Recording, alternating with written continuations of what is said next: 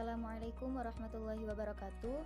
Perkenalkan, nama saya Melinda Khairunisa dengan NIM 18081051199.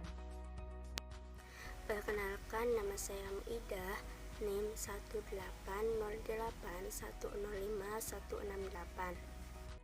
Di sini kami akan sedikit menjelaskan tentang inovasi pembelajaran kompetensi, di mana pembahasannya yaitu pengertian pembelajaran kompetensi, prinsip pembelajaran kompetensi, karakteristik pembelajaran kompetensi, dan pengelolaan pembelajaran kompetensi. Yang pertama yaitu pengertian pembelajaran kompetensi. Kompetensi dapat diartikan sebagai kemampuan dasar yang dapat dilakukan oleh para siswa pada tahap pengetahuan, keterampilan, dan bersikap. Kemampuan dasar ini akan dijadikan sebagai landasan melakukan proses pembelajaran dan penilaian siswa.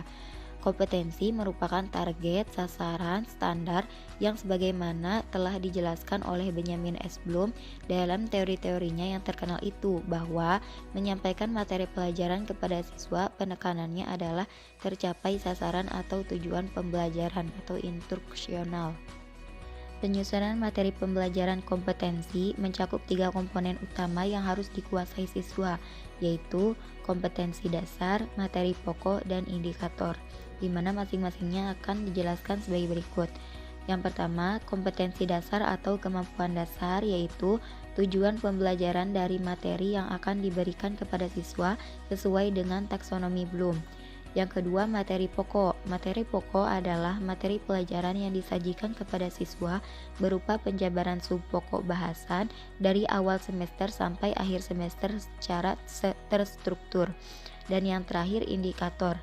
Indikator dikembangkan dari kemampuan dasar sesuai dengan materi pembelajaran yang ditetapkan, menggunakan kata kerja operasional khusus yang disesuaikan dengan tingkat berpikir siswa.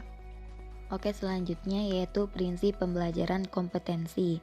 Prinsip pembelajaran kompetensi diantaranya yaitu proses pembelajaran kompetensi membentuk kreasi lingkungan yang dapat membentuk atau mengubah struktur kognitif siswa. Yang kedua, berhubungan dengan tipe-tipe pengetahuan yang harus dipelajari. Ada tipe pengetahuan fisis, sosial, dan logika. Yang ketiga, pembelajaran dalam konteks kompetensi harus melibatkan peran lingkungan sosial. Dan yang terakhir, pembelajaran melalui KBK diarahkan agar siswa mampu mengatasi setiap tantangan dan rintangan dalam kehidupan yang cepat berubah melalui sejumlah kompetensi yang harus dimiliki, yang meliputi kompetensi akademik, kompetensi okupasional, kompetensi kultural, dan kompetensi temporal. Adapun prinsip pembelajaran yang dikembangkan dalam kurikulum berbasis kompetensi dalam rangka menunjang hasil belajar yang efektif dan efisien, menurut Pusku rambu-rambunya sebagai berikut. Yang pertama, kesempatan untuk belajar. Yang kedua, pengetahuan awal siswa. Yang ketiga, refleksi. Yang keempat, memotivasi. Yang kelima, keragaman individu. Yang keenam, kemandirian dan kerjasama. Yang ketujuh, suasana yang mendukung. Yang kedelapan, belajar untuk kebersamaan. Yang kesembilan, siswa sebagai pembangun gagasan. Yang kesepuluh, rasa ingin tahu. Yang kesebelas, menyenangkan. Yang kedua belas, interaksi dan komunikasi. Dan yang terakhir, belajar cara belajar. Yang selanjutnya yaitu karakteristik pembelajaran kompetensi. Proses dalam pembelajaran kompetensi memiliki karakteristik khusus, yaitu yang pertama, proses pembelajaran memiliki tujuan, yaitu membantu anak didik dalam suatu perkembangan tertentu. Yang kedua yaitu adanya suatu prosedur yang dirancang sedemikian rupa untuk mencapai tujuan yang telah ditetapkan. Yang ketiga yaitu adanya kegiatan penggarapan materi tertentu secara khusus sehingga dapat mencapai tujuan. Yang keempat yaitu adanya aktivitas siswa sebagai syarat mutlak bagi berlangsungnya proses pembelajaran. Yang kelima yaitu guru berperan sebagai pembimbing yang berusaha menghidupkan dan memberikan motivasi belajar kepada siswa dalam proses interaksi yang kondusif. Yang keenam yaitu membutuhkan adanya komitmen terhadap kedisiplinan sebagai pola tingkah laku yang diatur menurut ketentuan yang ditaati oleh semua pihak. Dan yang terakhir yaitu adanya batasan waktu untuk menentukan tingkat pencapaian tujuan. Selanjutnya ada Karakteristik pembelajaran kompetensi dengan bukan kompetensi dalam perencanaan dan pelaksanaan pembelajaran dapat kita lihat pada tabel ini. Yang pertama ada apa yang dipelajari. Pada pembelajaran kompetensi, kompetensi yang menunjukkan sasaran belajar yang sudah dirumuskan secara spesifik yang memenuhi standar sesuai dengan tuntutan lapangan. Sedangkan apa yang dipelajari pada pembelajaran bukan kompetensi, bahan ajar berupa materi pengetahuan, konsep, prinsip, prosedur yang dimuat dalam buku, handout, atau silabus. Yang kedua ada proses pembelajaran. Pada pembelajaran kompetensi, program pembelajaran yang disusun secara seksama berpusat pada siswa, memuat pengalaman belajar, media, dan bahan yang diarahkan pada penguasaan kompetensi. Program pembelajaran dirancang untuk melayani kebutuhan, minat, dan kemampuan peserta didik. Umpan balik digunakan untuk memberikan perbaikan belajar. Sedangkan proses pembelajaran pada pembelajaran bukan kompetensi menggunakan pendekatan dan metode pembelajaran yang bersifat ekspositori seperti ceramah, diskusi, dan demonstrasi. Anak didik kurang dapat mengatur cara dan kecepatan belajar sendiri. Umpan balik pun jarang diberikan. Yang ketiga, ada waktu belajar. Pada pembelajaran kompetensi disediakan waktu yang cukup untuk menguasai kompetensi sebelum pindah mempelajari kompetensi berikutnya. Sedangkan waktu belajar pada pembelajaran bukan kompetensi, sekelompok siswa dalam periode waktu yang sama mempelajari unit atau topik pembelajaran tertentu. Kelompok tersebut dapat pindah ke unit atau topik berikutnya setelah waktu yang disediakan habis. Yang keempat ada kemajuan individu. Pada pembelajaran kompetensi, tiap siswa dituntut menguasai setiap formasi atau tugas sesuai dengan standar lapangan sebelum dapat menyicil atau menyelesaikan formasi atau tugas tersebut. Sedangkan kemajuan individu pada pembelajaran bukan kompetensi adalah penguasaan didasarkan atas hasil ujian tertulis. Tingkat penguasaan menggunakan acuan norma. Peserta diperbolehkan pindah ke bahan berikutnya walaupun tingkat penguasaannya masih minimal. Selanjutnya yang terakhir ada makna pembelajaran. Pada pembelajaran kompetensi, mempersiapkan anak didik memiliki daya antisipasi dan aklimasi dalam menghadapi kehidupan yang penuh tantangan, persaingan, dan kompleksitas di era globalisasi. Sedangkan makna pembelajaran pada pembelajaran bukan kompetensi mempersiapkan anak didik agar memiliki kecerdasan, sikap, dan kepatuhan dapat menyelesaikan tugas dan pekerjaan dan hidup berkelayakan. Selanjutnya ada pengelolaan pembelajaran kompetensi berkenaan dengan kemampuan guru untuk mengelola berbagai komponen pembelajaran sehingga mampu menciptakan kondisi pembelajaran yang efektif dan efisien. Maka dalam pengelolaan pembelajaran kompetensi ada beberapa hal yang perlu diperhatikan, di antaranya aspek-aspek pengelolaan pembelajaran, sarana dan sumber belajar, dan pendekatan pembelajaran. Yang kesatu ada aspek-aspek pengelolaan pembelajaran kompetensi. Di sini yang pertama ada pengelolaan ruang belajar atau kelas. Suasana dan penataan ruang tersebut hendaknya memperhatikan kondisi berikut.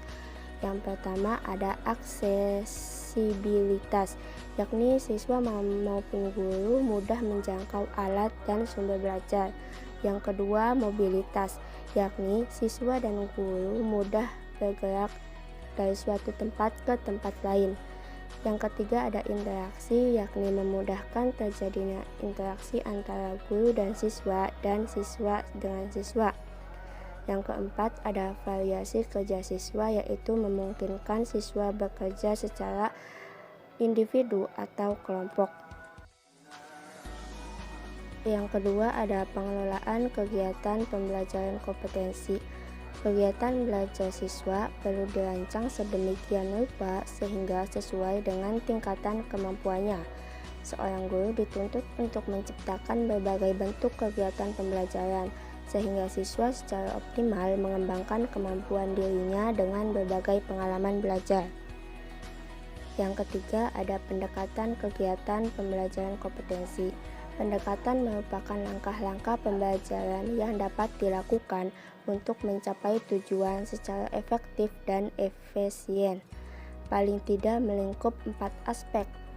Yang satu, ada mengidentifikasi dan menetapkan spesifikasi serta kualifikasi perubahan perilaku yang diharapkan.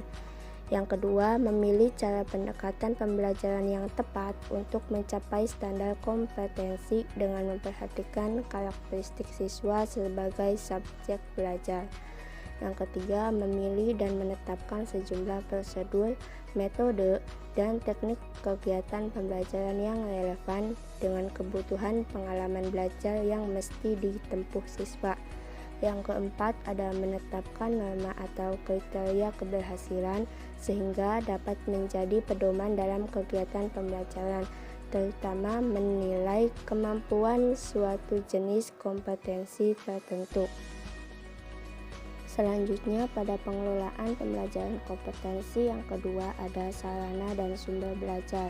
Dalam pembelajaran kompetensi, mestinya guru menggunakan berbagai jenis media pembelajaran disesuaikan dengan pengalaman belajar yang akan ditempuh oleh siswa, sehingga berfungsi dapat memperjelas konsep yang sedang dipelajari. Berkenaan dengan sumber belajar harus disesuaikan dengan materi dan tujuan pembelajaran yang diinginkan. Yang ketiga, ada model pendekatan pembelajaran kompetensi. Depdiknas tahun 2002 menawarkan kepada sekolah untuk melakukan beberapa model pembelajaran kompetensi, yaitu model pembelajaran tematik dan pembelajaran bermakna. Pendekatan tematik lebih sesuai untuk siswa sekolah dasar kelas rendah, dan pembelajaran bermakna dapat digunakan untuk siswa sekolah dasar kelas tinggi. Pembelajaran tematik adalah suatu strategi pembelajaran yang melibatkan beberapa mata pelajaran untuk memberikan pengalaman yang bermakna kepada siswa. Sedangkan pembelajaran yang bermakna adalah kegiatan pembelajaran yang menitik beratkan pada kegunaan pengalaman belajar bagi kehidupan nyata siswa. Beberapa tahapan yang ditawarkan pada pembelajaran bermakna menurut Puskur Balitbang Depdiknas tahun 2002 adalah: yang pertama, ada apersepsi. Pada pengawalan pembelajaran, guru biasanya memperhatikan dan melakukan hal-hal berikut. Pelajaran dimulai dengan hal-hal yang diketahui dan dipahami siswa. Motivasi siswa ditumbuhkan dan siswa didorong agar tertarik untuk mengetahui hal-hal baru. Yang kedua, ada eksplorasi. Pengembangan sejumlah pengalaman belajar hendaknya memperhatikan keterampilan yang baru diperkenalkan, kaitkan materi atau pengalaman belajar dengan pengetahuan yang sudah ada sebelumnya. Yang ketiga, ada konsolidasi pembelajaran. Pemantapan pengalaman belajar siswa dapat dilakukan dengan cara melibatkan siswa secara aktif dalam menafsirkan dan memahami pengalaman atau materi baru, melibatkan siswa secara aktif dalam pemecahan masalah, menekankan pada kaitan antara materi pengalaman baru dengan berbagai aspek kegiatan dan kehidupan di dalam lingkungan. Yang keempat, ada pembentukan sikap dan perilaku. Proses internalisasi suatu pengalaman baru dapat dilakukan dengan mendorong siswa menerapkan konsep atau pengertian baru yang dipelajari dalam kehidupan, membangun sikap dan perilaku baru dalam kehidupan siswa berdasarkan pengalaman belajarnya. Yang kelima, ada penilaian formatif. Untuk menentukan efektivitas serta keberhasilan proses pembelajaran dapat dilakukan hal-hal berikut. Kembangkan cara menilai hasil pembelajaran siswa secara variatif. Gunakan hasil penilaian tersebut untuk dapat melihat kelemahan atau kekurangan dan masalah-masalah yang dihadapi baik oleh siswa maupun oleh guru. Terima kasih atas perhatiannya. Wassalamualaikum warahmatullahi wabarakatuh.